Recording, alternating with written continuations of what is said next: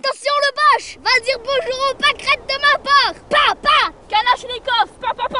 Je suis un poilu! Pan, toi t'es mort! Cadeau de 75! Blow! J'ai rien senti! Pan! Pan toi-même! Pan! T'es mort! Pan, t'es mort! Non, je suis pas mort! Et moi aussi j'ai joué à la guerre étant gamin. J'allais avec mes copains Pascal et Omar dans la côte de Belleville, au Fort Saint-Michel. Ma mère ne le savait pas. Elle m'aurait engueulé car c'était un endroit interdit. Beaucoup des stigmates de la guerre 14-18 y demeuraient.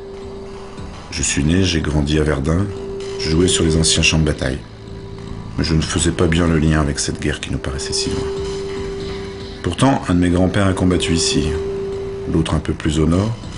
Ils en sont sortis vivants, mais ensuite, aucun d'eux, comme la plupart des autres poilus, n'ont plus parlé de la guerre.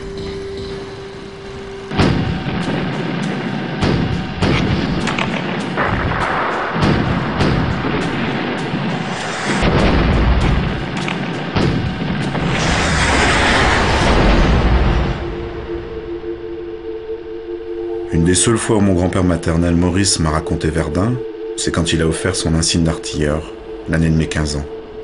Son meilleur ami était tombé à côté de lui, fauché par une bille de shrapnel. Il a laissé mon grand-père seul survivant du 61e régiment d'artillerie. Devant Verdun en 1916, la bataille a duré 300 jours, 300 nuits, et a fait 300 000 morts. Je suis revenu à Verdun il y a à peu près 10 ans pour montrer les lieux à des amis.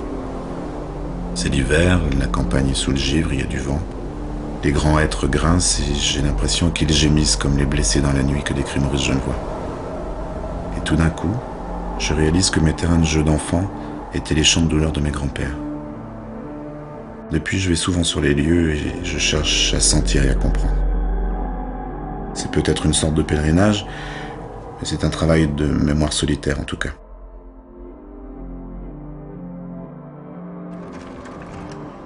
Je m'enfonce dans les forêts où seuls les forestiers vont.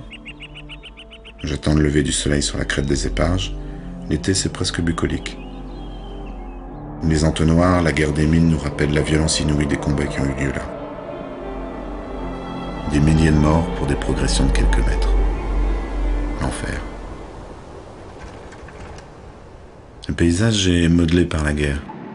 Bosselé, broyé, labouré par des millions et des millions d'obus.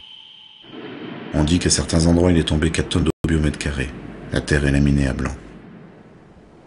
Et on a peine à imaginer tout ce qu'on ne voit pas.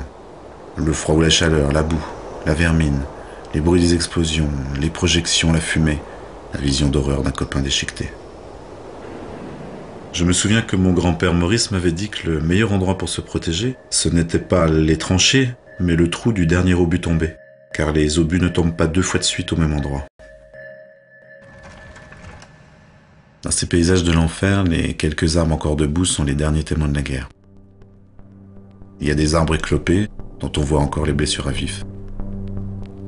Les blessures des chênes qui saignent en bleu, par réaction chimique entre l'acier des projectiles et le tanin du bois. On voit des arbres observatoires avec leurs clameaux.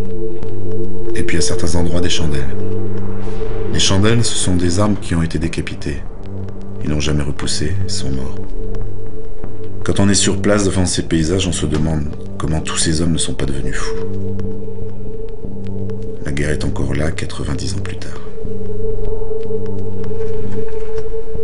Je suis descendu parfois dans des sapes allemandes où les hommes s'enterraient comme des taupes, un peu comme une caverne.